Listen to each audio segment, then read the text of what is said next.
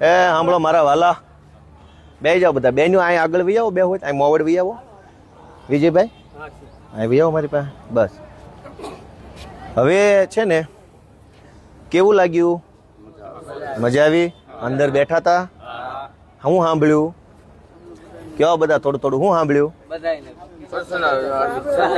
હે એક એક જણો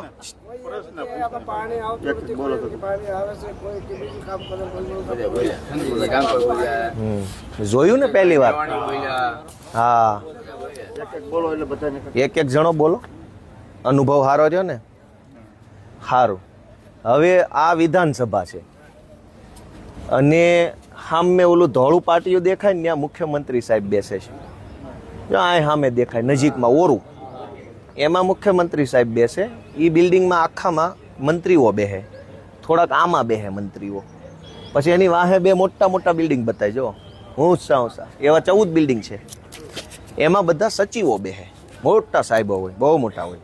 એવું કાંઈ હોય નહીં, માણસ પબ્લિકથી મોટું કોઈ ન હોય. પણ હવે આ બધા કહે છે મોટા સાહેબ, તો બાકી પબ્લિકથી મોટા કોણ હોય?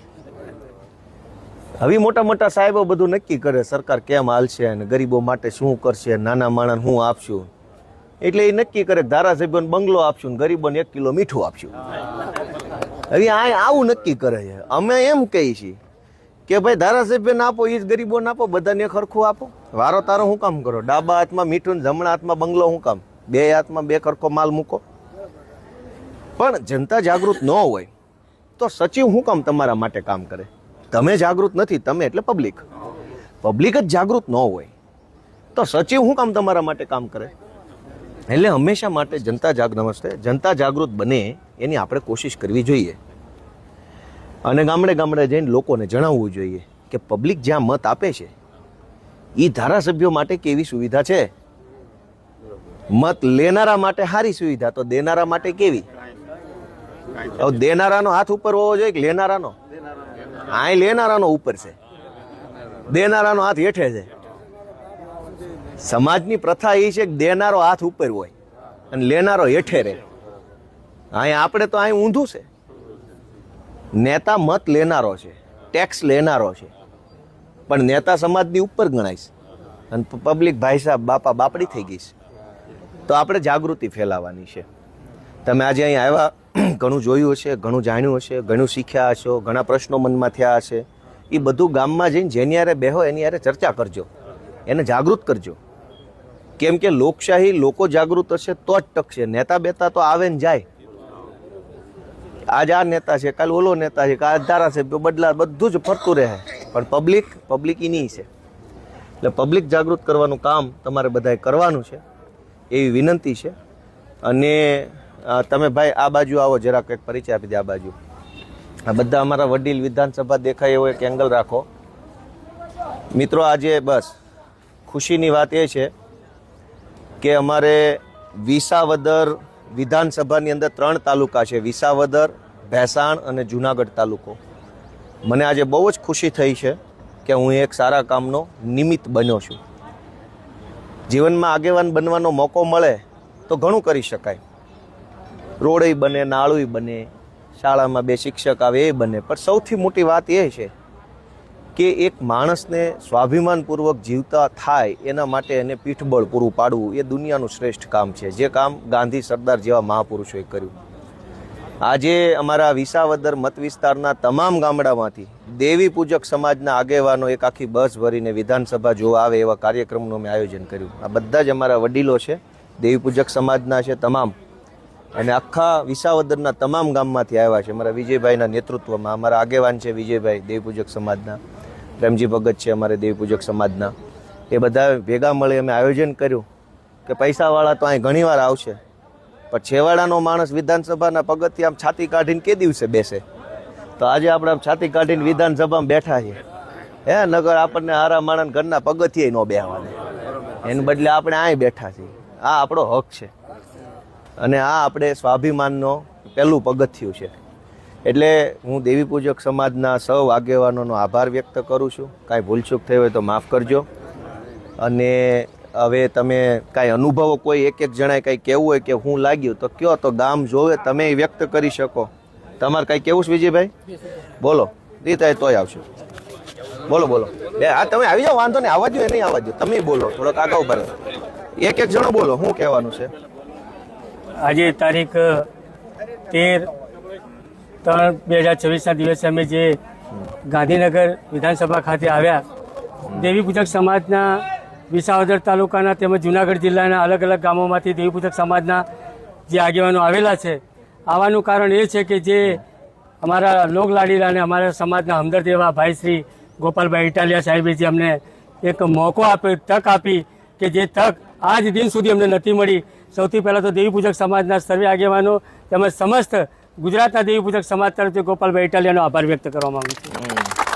આજે જે અનુભવની વાત પૂછી રહ્યા છો ત્યારે ખરેખર જે તમને નજરો નજર નિહાળ્યા અને જે તમે વિધાનસભા સત્રમાં જે બેઠા હતા અને જે તમે એક કાર્ય પ્રવૃત્તિમાં સામેલ હતા, એ જોઈને ખરેખર ઘણી ખુશી વ્યક્ત થઈ અને એવું લાગ્યું કે ના, અમારા માટે પણ વિધાનસભામાં કોઈ લડવાવાળું છે, એવો એક અહેસાસ જાગ્યો અમને.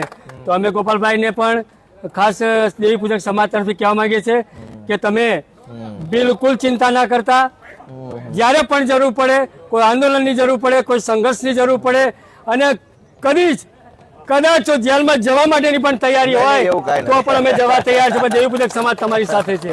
જય હિન્દ, જય ભારત. કહેવા માંગતા હતા તમે? હું કે આવો શું અનુભવ છે તમારો? તમારો શું અનુભવ છે? અમારો અનુભવ એ છે કે તમે જે આટણ લગી અમે આંખી ઉછી હોતા હતા, આટણ અમારે આંખી ખુલી, તમે એટલી અમારે અમે ધ્યાન દીધી. અમને હવે એવું છું કે અમારે વાહ કાક જાગૃત છું એમ. ના ના, જાગૃત થવું પડશે, બધા જાગૃત થવું. અને હવે અને અમારે નાથ સમાજની અંદર જેને કોઈને છે અને જેને કોઈ નથી, જેનો કોઈ આધાર છે, જેનો કોઈ આધાર નથી, એ આધાર પૂરો કરવા માંગે છે અને 100 વારે પ્લોટ માંગે છે. કેવું કે અમારે આશરો નથી, કોઈને પુરાવા છે, કોઈને પુરાવા નથી, કોઈને નળ છે, કોઈ નળ નથી, કોઈને મીટર છે, કોઈને મીટર નથી, કોઈને આધાર કાર્ડ છે, કોઈને આધાર કાર્ડ નથી, કોઈને બીપીએલ કાર્ડ છે, કોઈને બીપીએલ કાર્ડ નથી. આયા તો આસડો પ્લોટ નથી અને આયા તો આસડો મકાન નથી. બધા આગેવાનોને વિનંતી છે કે વિજયભાઈ તો ઓફિસે રેગ્યુલર આવે છે, તમે બધા આવતા રહેજો. એ ઓફિસ આપણે વિસાવદરમાં છે ને, જે મેન રોડે, એ તમારી છે. બધા આવવું, આવતા જતા રહો તો થોડું કરીને વર્ષે 1.5 વર્ષે બધા કામ પૂરા થાય. કોકનું કાર્ડ નીકળશે, કોકનો પ્લોટ, કોકનું મીટર, કોકની લાઇટ, કોકનું યોજના, બરાબર. આવતું જતું ફરજિયાત રહેવા. સૌથી પહેલા હેમંતભાઈ આવો તો. આ હેમંતભાઈ ખવા છે, જામજોધપુરના ધારાસભ્ય છે આમ આદમી પાર્ટીમાં. આ અમારા વિસાવદર વિધાનસભાના દેવી પૂજક સમાજના બધા જ આગેવાનો આવ્યા છે વિધાનસભા. તમે વિચરતી વિમુક્તિ જાતિને ગોપાલભાઈને ખ્યાલ જ હશે, ખૂબ અભ્યાસુ છે. પણ તમારે જ્યાં રહેવું હોય, આપણે તમારા ઓલા રચના પ્રમાણે તમે લગભગ ગામથી બહાર રહેતા હોય, તો ગામથી બહાર સરકારી ખરાબામાં ક્યાંય પણ તમે પ્લોટ માગો ન્યાય મળવા પાત્ર. બરોબર. અમે અમારા વિસ્તારમાં એ મુહિમ હલાવીએ છીએ. અહીંયા તમે ગોપાલભાઈ હમણાં તમને વાત કરતા હતા, તમે એમના સંપર્કમાં રહો તો એ તો મારા કરતા ખૂબ હોશિયાર છે ને તમારે ઓલું થઈ જાય. હવે આપણે વિચરતી વિમુક્તિમાંથી સ્થાયી થવાનો સમય આવી ગયો. હા, હવે અત્યારે પેલા આપણે જે ગામો ગામ ફરતા હતા એ હવે સમય એવો નથી રહ્યો. બરાબર છે. ગોપાલભાઈ હાટુ અમારો જીવનો તાક દઈ દો. વાહ વાહ વાહ. અમારા ગોપાલભાઈને હાટવા નહીં દે, ગોપાલભાઈને અમે આગળ લાવીશું. પછી એટલે આ ટૂંકમાં જે આ યોજના છે એનો તમે ખાસ લાભ લ્યો, એટલા માટે સંપર્કમાં રહેજો. તો બરાબર. ઓકે. હા, તો હા, એ જગ્યાએ અમને મકાનો અમને ભરી દે. એ જગ્યાએ અમારું કાસા પાસા મકાન છે, એ જગ્યાએ જો અમને ભરી ગયો. બીજું એક વચ્ચે હું કહી દઉં, મારે જે ગોપાલભાઈ તકલીફ પડી, તમને સીધું ખ્યાલ આવે. તમારા 50% લોકો પાસે આધાર કાર્ડ કે ચૂંટણી કાર્ડ કે કંઈ નથી. ખાલી મત દેવા માટે નહીં, પણ તમારે જરૂરી એટલા માટે થઈને છે કે આ સરકાર આ હાલતા યુસીસી નવા કાયદા લઈ આવી છે ને, તો તમે તમારી જિંદગી નીકળી કે આવનારા છોકરાઓ માટે અઘરું થાય.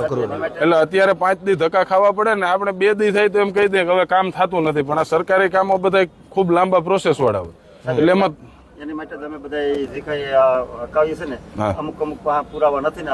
પણ એમાં જો આધાર કાર્ડ ના હોય એટલે એને ભારતના નાગરિકત્વનો સવાલ આવે. એ પરબારું આપણને એમ લાગે કે આધાર કાર્ડ શું છે. કાલે એક અરજદારનો મને ફોન આવ્યો કે નામ નથી સુધારી દેતું. મેં કીધું તમને જગદીશભાઈ માંથી જમનભાઈ કરી દે તો બીજાની મિલકતમાં તમારું નામ ના ચડી જાય. એટલે આપણે નાની વાત લાગે, પણ આધાર કાર્ડ ના હોવું એટલે તમે અત્યારે જેની પાસે આધાર કાર્ડ કે ચૂંટણી કાર્ડ નથી, ભારતના નાગરિક નથી એવું સરકાર માનતી હોય. એમાંથી તમે અહીંના નાગરિક છો એ સાબિત કરવા માટે સમય લાગે. એટલે એમાં 5-10 ધક્કા થાય, થોડોક ટાઈમ લાગે, તોય મહેનત કરીને કરાવી લેવું જોઈએ તમારી આવનારી પેઢીને. નહીતર હવે દિવસથી દિવસ કાયદાઓ કડક થતા જાય. એ ધ્યાનમાં છે. આપણે એટલો જ રસ્તો છે કે એકવાર તમે પેલા ડોક્યુમેન્ટ કરાવશો તો બધું થાય. સાંભળો, નિયમિત રીતે આપણે ઓફિસે તમે આવશો, 2-5 ધક્કા થાય. કેમ કે આ સરકારે આ બધું ધક્કાધક્કી વાળું થઈ ગયું છે અત્યારે. નથી હું તમે બે જાણીએ, પ્લોટ નથી, મકાન નથી, લાઇટ નથી, કાર્ડ નથી. હવે કરવું છે તો હું અને તમે આપણે ભેગા બળ કરશું. 2 મહિને, 4 મહિને, 100 મહિને, 2, 5, 7, 8 જણાનું તો કંઈક થઈ જાય. પણ નિયમિત આવવું જરૂરી છે. સમય મળે ત્યારે, કામ પાડીને નહીં. તમને એમ થાય કે આજ નવરાય છે, રજા છે, તો ધારાસભ્યની ઓફિસ તમારી પોતાની છે, એમાં કાંઈ શરમ રાખ્યા વગર આવવાનું ફરજિયાત. અને 2 વાર આવો, 200 વાર આવો, એ તમારું જ છે. પણ આવતા જતા રહો વિજયભાઈ છે બધા છે તો કાંઈક રસ્તો નીકળશે. પછી તમે કોઈને મળો નહીં તો સામે વાળો માણસ તે અહીંયાના કામમાં મથ્યા કરતો હોય, તમે મળો ને કયો તો કાંઈક થાય.